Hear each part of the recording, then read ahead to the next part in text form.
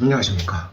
여러분의 커리어를 위해 현실적인 리얼 산업 그리고 회사를 알려드리는 커리얼의 Chief Enabling Officer 곰돌이 아저씨입니다. 제 본명은 나중에 깔게요.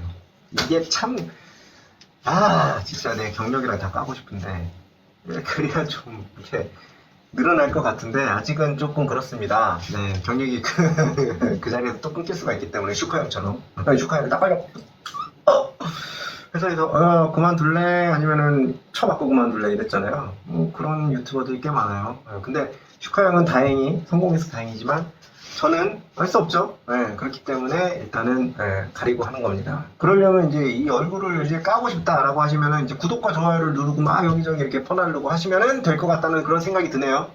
그쵸? 부탁드립니다. 오늘 말씀드릴 내용은 산업의 업앤다운이에요. 이거 사실은 경영학과 출신이다. 아니면 경영학에 대해 내가 좀 안다. 라고 하면, 이 새끼 또 뻔한 얘기 하네. 하면서 이제 넘어가셔도 돼요.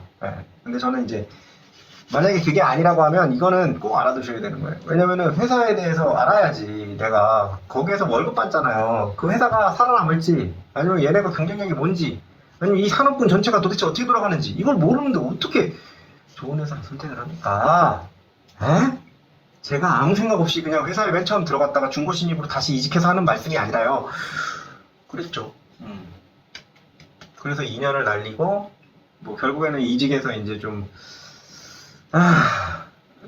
메이크업 하긴 했는데 어쨌든 간에 여러분들도 이걸 좀 아셔야 돼요.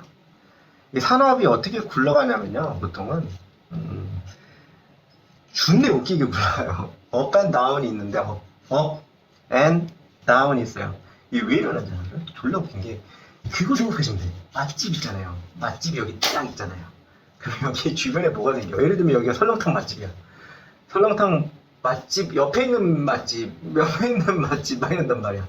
여기는 막 50년 됐다고 하는데 그리고 실제로 막 거기 막 사진도 있고 막 증거들이 있어. 쫙 있고 50년 맛집이 있는데 그 옆에 있는 맛집이 30년 됐대. 근데 사업자 등록증이 1년 전 거야. 막 일이 이지랄이 난단 말이에요.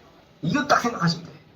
그러니까 장사가 잘 된다라고 하면요, 이런 거야. 전 세계에 있는 자본가들은 돈을 쥐고, 워렌 버핏이나 이런 형들도 그렇고, 빈살먼 같은 형도 그렇고, 딱 보고 있는 거야. 각을 딱 재고 있다가, 야, 예를 들면 반도체가 돈이 좀 된다는데, 야, 그거 어떻게 뭐 아무나 할 수 있는 거야? 그럼 내가 돈 댈게. 이렇게 돼요. 무슨 얘기인지 아시겠어요? 무슨 얘기인지 모르시겠어요? 이런 거예요. 맛집이 하나 생기면은 주변에 막 미친 듯이 경쟁업체들이 생기잖아요. 똑같아요. 모든 산업에 다 똑같아요. 진짜로. 네? 진짜 이거는 국가적인 독과점. 예를 들면 우리나라는 전기. 그쵸? 국가적으로 한전에서 그 디스트리뷰션, 송배전을 다 담당하고 있잖아요. 그죠? 이거는 다른 애들이 들어갈 수가 없어요. 물론 이제 일본처럼 그게 민영화가 돼가지고 전기요금이 미친 나라도 있죠. 그런 나라들도 있지만 뭐 지역적인 독과점 아니면 예를 들면 부동산 같은 경우에 이 지역에 땅을 사가지고 내가 여기다 건물을 지어버리면 예를 들면 경쟁업체가 있을 수가 없잖아. 그렇잖아요. 이 땅에 있는 이 건물은 내 건데 이거 외에는 없잖아요. 그러니까 이거는 사실은 어쩔 수 없이 독과점이 생기는 거고 아니면 우리나라의 수도 그죠? 이것도 국가에서 이건 우리가 할 거야 하고 막아놨으니까 그렇지 안 그랬으면 뭐 1톤에 뭐 50만 원씩 되겠지. 아무튼 이게 이 외에 이제 모든 민수산업에서 일어나는 개 코미디 같은 일인데 보통 자본주의 사회에서 생산자는 이렇게 돌아가요. 어떤 물품을 만들었어. 근데 돈을 존나 많이 벌었어. 소문을 듣고 경쟁자들이 오 씨발 하면서 막 나도 하고 존나 지어. 존나 지어. 그래가지고 공장을 존나 때려줘. 이게 그러면은 A 물품 그 돈 많이 벌던 물품이 존나 많이 생산이 돼. 그럼 어떻게 돼요? 가격이 떨어지지. 자본주의 사회에서 또 뻔한 거예요. 가격이 떨어져. 가격으로 존나 싸워. 또 가격으로 존나 싸웠지. 네가 이기냐 내가 이기나 해보자 그러고 존나 패고 막. 그거 생각하시면 돼. 요거는 PC방. 예전에 PC방이 얼마였어요? 1,000원 막 이랬잖아. 맨 처음에 생겼을 때 얼마인지 아세요? 막 2,000원, 3,000원 했단 말이야. 1,000원까지 떨어졌다고. 그래가지고 내가 그 PC방에다 갖다 바친 돈이 100만 원이 넘을까? 몇백만 원 될까? 우리 대학 입구에 있던 그 PC방 참 그러네. 거기서 졸라 스타랑 디아블로 졸라 팠는데 아무튼 그렇게 이제 가격 경쟁이 존나 치열해지면 어떻게 되냐면 예를 들면 PC방에서도 이제 망하는 애들이 이제 생기는 거예요. 그죠? 망하는 애들이 존나 생기면 어떻게 되냐면 다시 PC방은 올려야지 가격을. 내가 왜 계속 출혈 경쟁을 해가지고 계속 적자가 났었는데 이제 돈 좀 벌어야 될 거 아니에요. 이제 이 물품을 시장에서 공급할 애들은 뭐 나랑 뭐 몇 개 업체밖에 안 남았어. 그러니까 가격을 슬슬 올린다. 그렇죠? 이 과정이 계속 반복돼요. 이 적당히를 몰라.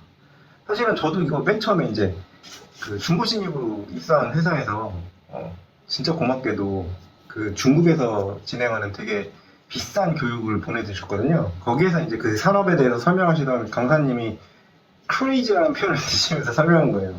미친 사람들 같다고. 사실 그때 그 형이 크레이지라는 표현을 쓴 거 이해가 돼요. 왜냐면 그때 그 산업 분야에서 쓰이는 돈이 얼마 정도 단위였냐면 공장 하나에 막 진짜 싸게 잡아도 한 2천억, 3천억 드는 공장이었단 말이야. 근데 그걸 미친 듯이 진다고, 전 세계적으로 봤을 때. 이게 좀 가격이 좀 올랐다 싶으면 그냥 때려 지워버리는 거야. 2, 3천억짜리 공장은 2, 3천억 원이에요. 2, 3천 원이 아니고 2, 3천억 원이라고. 근데 그걸 때려 짓는다고. 에? 그러다가 갑자기 다 같이 폭삭 망하고. 물론 인구가 늘어나면서 수요가 조금씩 해갖고 메이크업 되는 부분도 있지만 어떤 업체들은 포기하고 공장문 닫아버린단 말이야. 그러면 이제 남아있는 애들이 가격을 슬금슬금 올려가지고 그때까지 봤던 적자를 땜빵질하고. 여러분들이 근데 사장이면 어떡하시겠어요? 그러면 예전에 그 전에 영상에 말씀드렸던 진입장벽을 세우고 싶은 거야. 그러니까 시집볼 놈들 들어오지 마 라고 막고 싶은 거지. 근데 그게 쉽냐 솔직히. 반도체는 어떻게 보면 우리나라 그 삼성이나 SK하이닉스는 존나 잘 세운 거예요. 왜냐면 우리나라가 원천 기술은 없는데 공정 기술은 존나 뛰어나요. 우리나라 엔지니어들이 존나 뛰어나요, 솔직히. 우리나라가 손기술의 민족이잖아. 존나 아무튼 원리를 파악하고 이런 거는 잘 못하겠는데, 뭔가 이렇게 이걸 가지고 생산을 효율화하고 이런 거는 존나 잘해요, 진짜. 진짜 존나 잘해. 예.